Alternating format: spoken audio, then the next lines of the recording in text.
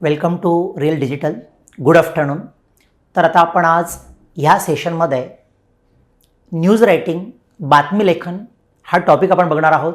गेल्या सेशनमध्ये आपण पत्रलेखन, लेटर रायटिंग हा टॉपिक आपण बघितलेला आहे. तर 9th आणि 10thला म्हणजे 9thला याला रिपोर्ट रायटिंग म्हणतात आणि 10thला याला न्यूज रायटिंग म्हणतात. तर विद्यार्थी मित्रांनो, न्यूज रायटिंग लिहिताना वेगवेगळ्या नोट्समध्ये वेगवेगळे फॉर्मॅट दिलेले आहेत, पण बोर्डाच्या दृष्टिकोनातून जो फॉर्मॅट टेक्स्टबुकमध्ये दिलेला आहे तोच आपण फॉलो करणार आहोत, हे लक्षात घ्या. आणि सर्वांना कल्पनाच आहे, बातमी लेखन हे नेहमी भूतकाळामध्ये असतं. म्हणजे आज जर काही एखादी घटना घडली असेल तर ती दुसऱ्या दिवशी सकाळी न्यूजपेपरमध्ये ते सगळ्यांना ऑब्व्हियसली माहितीच आहे. तर बातमी लेखन लिहिताना विद्यार्थी मित्रांनो, मी तुम्हाला काही टेक्निक सांगणार आहे किंवा त्याचा फॉर्मॅट आधी समजून घ्या की फॉर्मॅट कसा आहे बातमी लेखन करताना. आणि जनरली विद्यार्थी मित्रांनो, 10thला बातमी लेखनाचा विषय हा फॉर एक्झाम्पल सेंट मेरी स्कूलमध्ये मराठी दिन, विज्ञान दिन, महिला दिन, योग दिन, वाचन प्रेरणा दिन साजरा झाला या विषयावर बातमी तयार करा. म्हणजे जनरली माझा बोलण्याचा उद्देश काय आहे की जे डेज सेलिब्रेट केले जातात त्या विषयावरच मॅक्सिमम तुम्हाला, जर तुम्ही प्रिव्हियस बोर्ड पेपर बघितलेत तर आता यावर्षी मराठी भाषा दिन, लास्ट इयर पर्यावरण दिन, त्याच्या आधी या ठिकाणी स्वातंत्र्य दिन साजरा झाला या विषयावर बातमी तयार करा असे प्रश्न आले होते. आणि म्हणून शक्यतोवर डेज कसे सेलिब्रेट केले जातात याच्यावरच तुम्हाला न्यूज रायटिंग शक्यतोवर विचारलं जातं. तर न्यूज रायटिंगचा फॉर्मॅट आधी समजून घ्या विद्यार्थी मित्रांनो. तर पहिल्या ओळीमध्ये या ठिकाणी आमच्या वार्ताहराकडून, आमच्या वार्ताहराकडून मीन्स बाय रिपोर्टर, सेम लाईनमध्ये न्यूजपेपरचं नाव फॉर एक्झाम्पल जनविकास, सेम लाईनमध्ये दिनांक जो नेक्स्ट डे येणार फॉर एक्झाम्पल मराठी भाषा दिन. जर 27 फेब्रुवारीला सेलिब्रेट होत असेल तर वर डेट येणार 28 फेब्रुवारी. इयर लिहायची गरज नाही. आणि न्यूजपेपरच्या खालच्या चोळीवर जो विषय दिला असेल क्वेश्चन पेपरमध्ये तो आपण लिहायचा आहे. फॉर एक्झाम्पल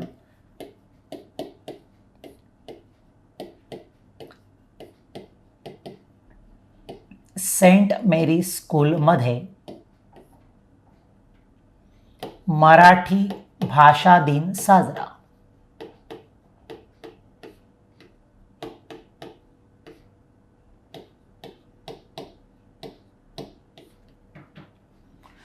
आणि त्याच्या खालच्या ओळीमध्ये मार्जिनला लागून विद्यार्थी मित्रांनो इथे पण दिनांक येणार. ती दिनांक टाकायची, प्रेझेंट डेट म्हणजे घटना आज घडते आहे ती आजच लिहिली जाते, पब्लिश फक्त ती नेक्स्ट डेला होत आहे म्हणून या ठिकाणी प्रेझेंट डेट येणार ज्या दिवशी तो डे सेलिब्रेट केला जातो. फॉर एक्झाम्पल 27 फेब्रुवारीला मराठी भाषा दिन असतो, कॉमा ज्या प्लेसचं नाव दिलं असेल शहराचं, कल्याण, ठाणे, कोल्हापूर, सोलापूर जे पण असेल, आपण फॉर एक्झाम्पल घेणार कल्याण. तर हा फॉर्मॅट विद्यार्थी मित्रांनो लक्षात ठेवा. 5 पैकी किमान तुम्हाला 1 or 1.5 मार्क्स या फॉर्मॅटला मिळू शकेल. अजून एकदा सांगतो, आमच्या वार्ताहराकडून बाय रिपोर्टर, सेम लाईनमध्ये जनविकास न्यूजपेपरचं नाव, सेम लाईनमध्येच डेट, ज्या दिवशी ती घटना घडली असेल त्याच्या नेक्स्ट डे वरच्या डेटमध्ये लिहायचं आहे. खाली टायटल येणार जो पण तुम्हाला क्वेश्चन पेपरमध्ये दिला असेल, सेंट मेरी स्कूलमध्ये मराठी भाषा दिन साजरा. त्याच्या खालच्या लाईनमध्ये मार्जिनला लागून प्रेझेंट डेट ज्या दिवशी तो डे सेलिब्रेट केला जातो तो डेट येणार आणि प्लेसचं नाव. हा फॉर्मॅट बोर्ड पेपर पॅटर्ननुसार आहे हे लक्षात घ्या. त्याच्यामुळे हाच फॉर्मॅट शक्यतोवर यूज करा. आणि बातमी लेखन लिहिताना मी तुम्हाला काही ट्रिक्स तुम्हाला देणार आहेत. तर कुठला पण डेज मित्रांनो आपण साजरा करतो किंवा सेलिब्रेट आपण करतो तेव्हा त्या पर्टिक्युलर त्या डेजला आपण चीफ गेस्टला इन्व्हाइट करतो, प्रमुख अतिथींना आपण इन्व्हाइट करतो. त्यानंतर प्रमुख अतिथींचं आपण म्हणजेच स्कूलचे प्रिन्सिपल बुके, शॉल, श्रीफळ देऊन स्वागत करतात. पहिला पॅराग्राफ क्लोज. सेकंड पॅराग्राफमध्ये चीफ गेस्ट त्या डेजविषयी या ठिकाणी महत्त्व सांगतात किंवा आपलं स्पीच त्या ठिकाणी देतात. नंतर 4th पॉईंट, त्या डेजशी रिलेटेड स्कूलमध्ये काही ॲक्टिव्हिटीज होतात, प्रोग्राम्स होतात. 5th पॉईंट, ते झाल्यानंतर यशस्वी विद्यार्थ्यांना चीफ गेस्टच्याद्वारे प्राइज डिस्ट्रीब्युशन त्या ठिकाणी होतं. आणि शेवट त्या शाळेचे कोणी सिनियर टीचर्स, ज्येष्ठ शिक्षक उठून उपस्थितांचे आभार मानतात आणि शेवटी राष्ट्रगीताने किंवा पसायदानाने कार्यक्रमाचा काय होतो, शेवट होतो. म्हणजे चीफ गेस्ट, वेलकम, चीफ गेस्टचं स्पीच, ॲक्टिव्हिटीज प्रोग्रामशी related, 5th prize distribution and last thanks म्हणजेच आभार व्यक्त करणं. हे 5 पॉईंट्सनुसार तुमचं बातमीलेखन आलं पाहिजे.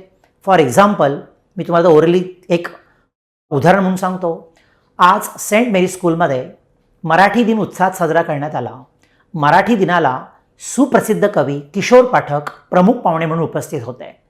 त्यांचे स्वागत सेंट मेरी स्कूलचे मुख्याध्यापक A.K. कुलकर्णी सरांनी पुष्पगुच्छ व श्रीफळ देऊन केलेत. पहिला पॅराग्राफ क्लोज. प्रमुख पाहुणे श्री किशोर पाठक सरांनी मराठी भाषा दिनानिमित्त आपले मनोगत व्यक्त करताना मराठी भाषेची अस्मिता जपली पाहिजेत, शासनाचे व्यवहार मराठीतून झाले पाहिजेत, विद्यार्थ्यांनी अधिकाधिक मराठी साहित्य वाचले पाहिजेत, मराठी साहित्याची निर्मिती अधिकाधिक व्हायला हवी, याविषयी आपले मनोगत व्यक्त केले. मराठी दिनानिमित्त चित्रकला स्पर्धा, निबंध स्पर्धा, वक्तृत्व स्पर्धा, रांगोळी स्पर्धा आयोजित करण्यात आल्या होत्या. यशस्वी विद्यार्थ्यांना प्रमुख पाहुण्यांच्या हस्ते बक्षिसांचं वितरण करण्यात आलं किंवा पारितोषिकांचं वितरण करण्यात आलं व ज्येष्ठ शिक्षक A.K. जाधव सरांनी उपस्थितांचे आभार मानलेत व ज्ञानेश्वरांच्या पसायदानाने कार्यक्रमाचा समारोप झाला. तर शक्यतो विद्यार्थी मित्रांनो 10 ते 12 ओळीमध्ये तुमचं बातमी लेखन येणं गरजेचं आहे. तर जे काही महत्त्वाचे डेज असतात ते लक्षात ठेवा. फॉर एक्झाम्पल जे एक्झाममध्ये येतात, प्रजासत्ताक दिन 26 जानेवारी, 27 फेब मराठी दिन, 28 फेब विज्ञान दिन, 8 मार्च जागतिक महिला दिन, 22 एप्रिल वसुंधरा दिन, 5 जून जागतिक पर्यावरण दिन, 21 जून योग दिन, 15 ऑगस्ट स्वातंत्र्य दिन, 29 ऑगस्ट क्रीडा दिन, 5 सप्टेंबर शिक्षक दिन, 15 ऑक्टोबर वाचन प्रेरणा दिन आणि 14 नोव्हेंबर बाल दिन. ते विद्यार्थी मित्रांनो, या ज्या मी तुम्हाला डेट सांगितल्या त्या सर्व प्रेझेंट डेट या खालच्या दिनांकामध्ये येणार आणि त्याची नेक्स्ट डेट येणार वरच्या दिनांकामध्ये. तर बातमी लेखन करताना विद्यार्थी मित्रांनो या गोष्टींची तुम्ही काळजी घ्यायची आहे आणि हाच जो तुम्हाला फॉर्मॅट दिला आहे बातमी लेखनाचा तोच लिहा, कारण 10वीच्या बोर्डाच्या दृष्टिकोनातून हाच फॉर्मॅट शक्यतो ग्राह्य धरला जातो. नमस्कार.